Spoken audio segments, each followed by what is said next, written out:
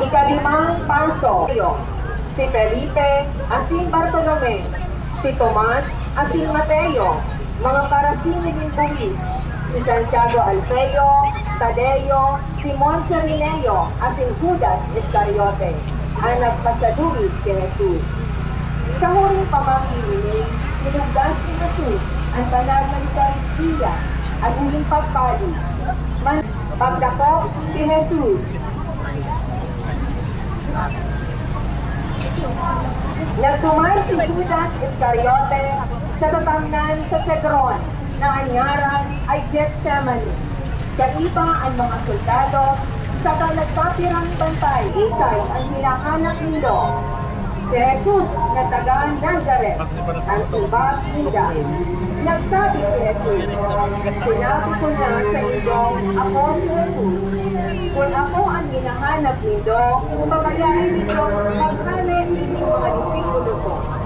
Nagrani sa iya si Judas Iscariote, kasi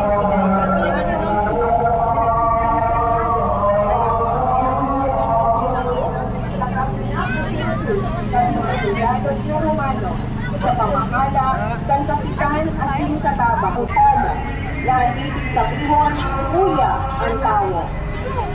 Sa lambang piyesta ni Pasqua, ang gobernador may ugali na magpaluwas ni Sarong Bilanggo na hinahagad ng banwa. Ikwa ka ito ni Sarong Marador na kriminal, si Barabas. Sa asipang nagkakawalan, nanatulong magpapapor si Pilato. Si Isay ang body. Pagsampal at si manlaing-laing na pasakit kay Jesus, dahil siya nawaan ng pasensya, tanganing kaligdan ang kasakitan, asin nigaran ang sa iyang pagkamuot sa to. Gabos sa iyang tinios, asin inako, susot sa kabutan. Iyo ini ang sarong imahe, dahil pagpaasan ni Jesus, dahil Diyos pasiri sa bukid ng Kalbaryo. Ito sa iya, inako ng Jesus at ikagalan. Sa pagkakaliwa sa bukid, hali sa uma, nag-agi sa dalan kung saan si Jesus nagpaasan kay Diyos. Siya pinirit sa mga soldados na tabangan si Jesus sa pagpaasan kay Diyos, pasiring sa Golgotha na ang buod sa bihon sa bumuan.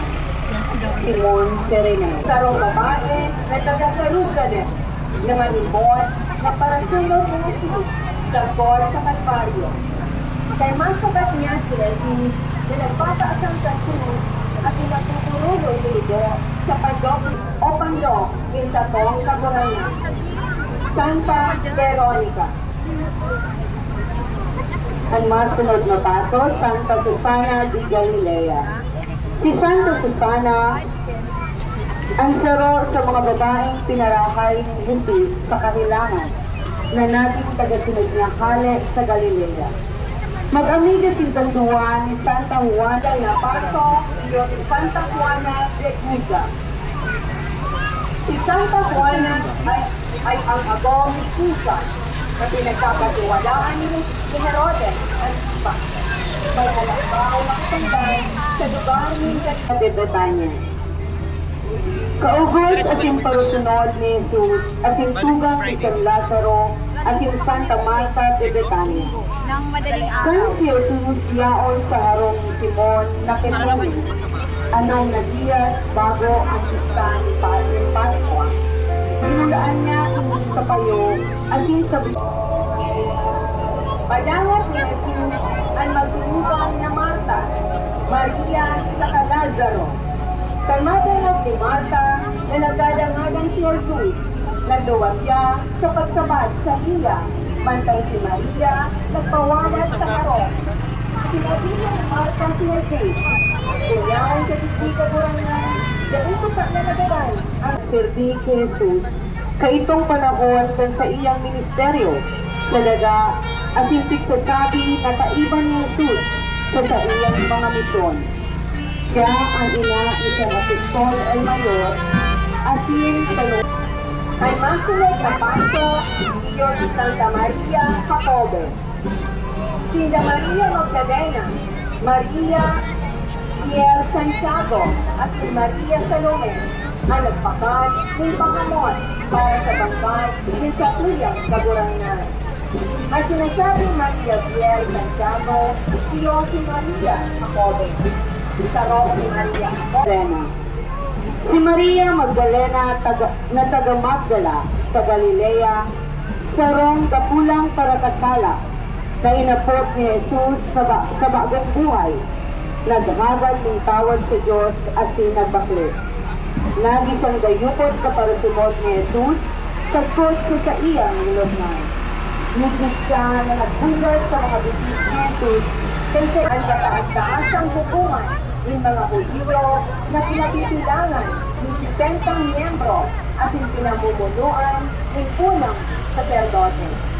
Saro siya sa nagkontra sa pagungkong ni Jesus at sinatawag ng Jose ng Arimatea sa Ini si Juan, saro man na apostol ni Jesus, asin siya tugang ni Apostol Santiago, mga aki ni Zebedeo. Iyo ini ang pinakaaki sa 12 apostoles, asin ganay na karokaiban ni Jesus. Inapos siyang disipulong padangat. Kaisa nagpa-iyo si Mater Dolorosa. Ang nagdadangadang na sa tong ultimong paso, iyo ang Dolorosa. Siya ang ina ni Jesucristo na sa tong kagurangan. Kasaro si Virgen Maria sa gabos na nangyari kay Jesus.